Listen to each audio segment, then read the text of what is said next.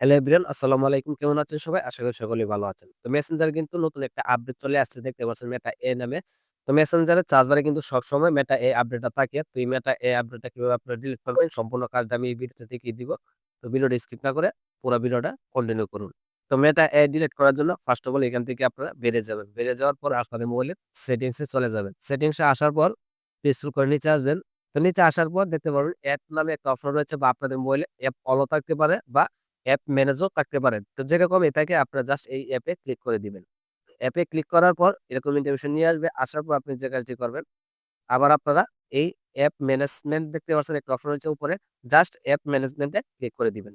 Click করে দেওয়ার পর আপনাদের মোবাইলে যত অ্যাপ্লিকেশন আছে সবগুলো কিন্তু এখানে চলে আসবে। তো আপনারা খুঁজে আপনাদের মোবাইলের মেসেঞ্জার অ্যাপ্লিকেশনটাকে এখান থেকে খুঁজে নিবেন। তো আমি খুঁজে নিচ্ছি।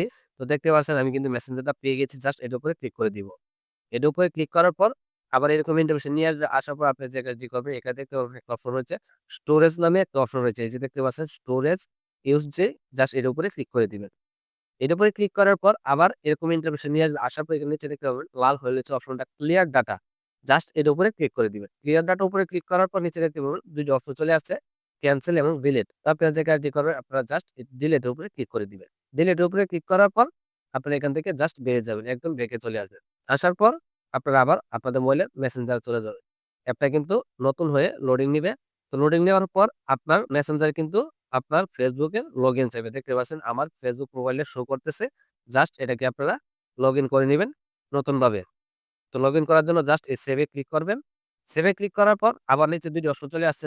আপনারা জাস্ট নট নাও এর উপরে ক্লিক করে দিবেন। নট নাও তে ক্লিক করার পর আপনার মেসেঞ্জারটা ওপেন হবে। দেখতে পাচ্ছেন সার্চ বারে কিন্তু মেটা এ আপডেটটা চলে গেছে।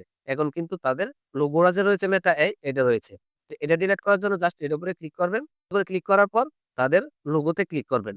লোগোতে ক্লিক করার পর এরকম ইন্টারফেস নিয়ে আসবে। উপরে দেখতে পারবেন 3 ডট রয়েছে, জাস্ট এই 3 ডটে ক্লিক করবেন। 3 ডটে ক্লিক করার পর দেখতে পাচ্ছেন ৩ টা অপশন চলে আসছে। মাঝখানে দেখতে পারবেন একটা অপশন রয়েছে ডিলিট, জাস্ট এর উপরে ক্লিক করে দিবেন। এর উপরে ক্লিক করার পর আবার আপনারা জাস্ট এই ডিলিট এর উপরে ক্লিক করে দিবেন। ডিলিট এর উপরে ক্লিক করার পর বন্ধুরা দেখতে পারবেন মেটা এই অপশনটা চলে যাবে, একদম আপডেটটাও চলে যাবে। একদম ক্লিয়ার হয়ে যাবে। তখন আপনাদের মেসেঞ্জারে মেটা এই অপশনটা থাকবে না। তো মেসেঞ্জারটা খুবই আমাদের জন্য একটা গুরুত্বপূর্ণ বিষয়। যেহেতু আমরা বন্ধু-বান্ধবদেরকে বা পার্সোনাল কেউকে মেসেজ করে থাকি। তো সেখানে যদি একটা বাহ্যিক জিনিস থাকে, কেমন দেখা যায় না? তো যদি আপনারা ডিলিট করতে চান তো অবশ্যই এই ভিডিওটা আপনাদের জন্য। এই ভিডিওটা দেখে আপনারা সহজেই মেটা এই আপডেটটাকে ডিলিট করতে পারবেন একদম গোড়া থেকে। এই যে দেখতে পাচ্ছেন আগে কিন্তু সার্চ বারে আপডেট থাকতো, সেই আপডেটটা কিন্তু এখন আর নেই।